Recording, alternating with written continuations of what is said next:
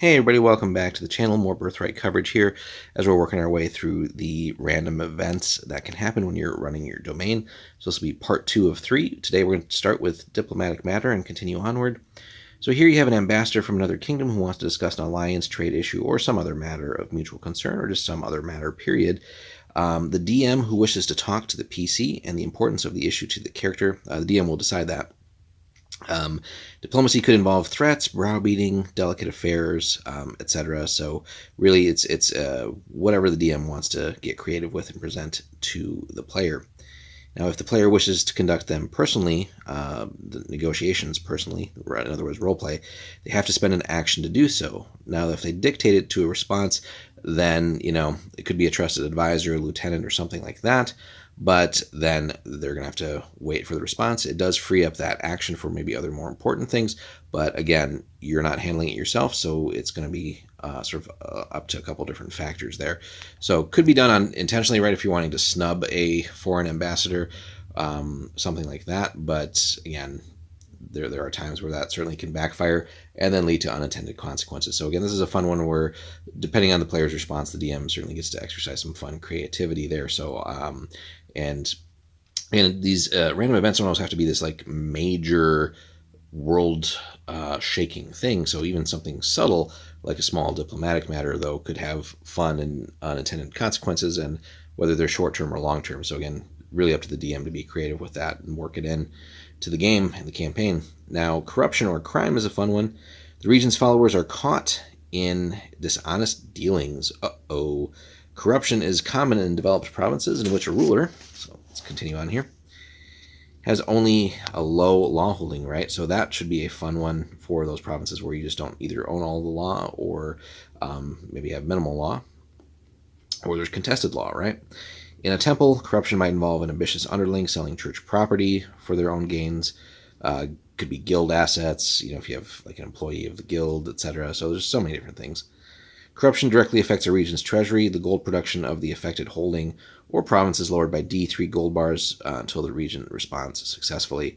So that could be a fun one to weave into. If there's constant corruption and lack of revenue being brought in, that could lead to an investigation and maybe some fun role-playing or adventuring as the region maybe deals with it personally. Now, monsters or brigandage, another great one here and pretty easy to understand. Raiders, bandits, hungry beasts, etc. Other nations that are non-human monsters, stuff like that. Sort of like forces of the Gorgon and his sort of puppet realms. There's so many ways to do that we can work with. A single monster such as a giant or griffin is generally only a nuisance, but if the region ignores it, they'll suffer a minor loss of regency at the end of the domain turn. Now it could be a whole lot of giants, right? Eventually we'll talk about like the Giant Downs expansion, how you can work some ideas from that into other things here too. But a truly noble region doesn't allow a village to be eaten because he can't be troubled to defend it. Certainly, that can lead to other consequences too. So, like rebellion. Hey, the rulers aren't here to take care of us. Let's nominate somebody else to rule, and maybe you lose territory and regency and all kinds of other fun stuff. Anyway, large-scale raiding or brigandage causes a major loss of regency at the end of the domain turn and reduces a province or holding's normal production by D6 gold bars. Right. Now, unless you just have a super duper economy built up, you're breaking in the revenue, potentially losing 6 gold bars if you're counting on that, is huge, right? Especially as other important things are going on, like it's hard to conduct a war that's going to be expensive if you let something like that go, and funds you were counting on just aren't there. The losses take effect each domain turn until it's basically handled, so that can be fun too. And just depending on the geography or the location of where this is happening, you could maybe make that into like a longer plot where it's, again, let's say like you're near the Five Peaks region. That could be something where you got to go deal with it. Or, like some of the, again, non-human kingdoms like Thurazor or some of these other ones. There's so many ways to work that. Elves even, right? Trade matter as advertised, right? Pretty simple here, but a fun one too. Trade is definitely going to be a big issue, especially if you have lots of neighbors. Roll a d6. 1 through 5 indicates a problem. A 6, however, grants an unexpected boon, right? Not everything has to be bad for random events. Let's keep that in mind. Even some of the ones here that are described as bad, you could find ways to work that to the player's advantage every now and then. Just so it's not always oh shit, here's the next problem that we have to deal with, right? So if it was an unexpected boon, they get an extra D3 gold bars during taxation. Hey, that's cool. Then you could maybe, wise player might pass that on to his people in some ways. Maybe reduce taxes for a little bit, stuff like that. Raise those loyalty levels. Trade problems include labor disputes, increases in tariffs or duties, or the closure of trade routes due to war or piracy. Single trade route in the region's territory closes down, and he loses D6 gold bars from one province or holding, or one holding's gold production. In addition, thief regions suffer a major loss of regency during the adjustment phase every turn until they handle it, right? So it's interesting, too, taking the idea that different types of events should affect different types of rulers differently, right? So like the political, the economic, the temple, etc. So there's ways that you could maybe expand upon just the basic events here. All right, last one for today, and then we'll finish up in part 3 of our series, is going to be intrigue, and there's going to be lots of opportunities with that. So the region's court or bureaucracy becomes involved in an intrigue. Intrigues are initiated by a person who wants to discredit, displace, or blackmail another person. They can be ignored, but when a valued lieutenant is suddenly exposed as a criminal or deviant, you might have no choice but to terminate their services, or maybe even just terminate them. Worse yet, intrigues may be aimed at gaining control of the government. A regent who fails to respond to such plots suffers a loss of regency in the adjustment phase and must reduce the base loyalty of the province by 1 grade. And then finally, refer to the intrigue proficiency in part 1 of the rulebook for more information on intrigues. We'll take a look at that at another time. And I think we may even have already had a video up on that. But basically, intrigues, of course, we're dealing with ruling countries, domains, etc. So whenever that comes up, that should be, again, license for the DM to get super creative and sort of, it's not always the overt threats of like, oh, here's this other country with their military and here's how I got to handle it. But this is a great way to keep the players guessing, give them new challenges and varied things, make them think it's something when it's not, right? A lot of intrigues would do that.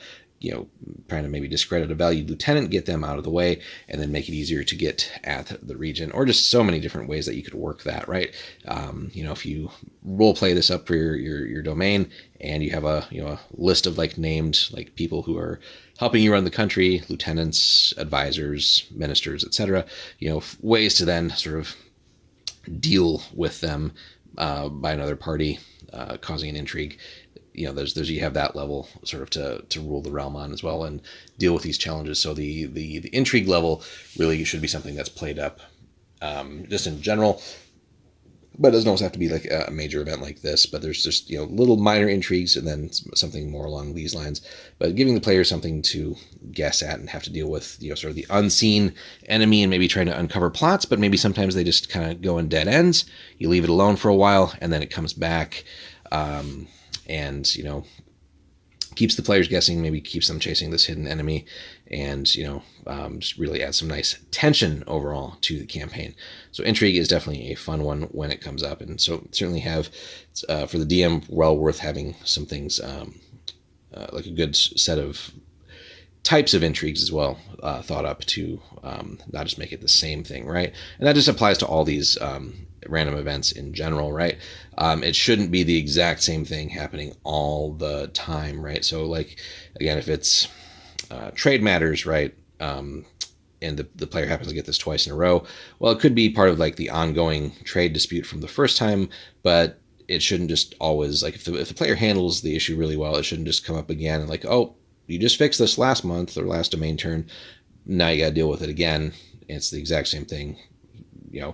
So in other words, let's not make these random events sort of like cookie cutter things that problem A requires solution B, and that's the same thing all the time, right? Because that gets boring and tedious for the players, and then these events really just become a chore. So this should be something as like real events that the players should care about.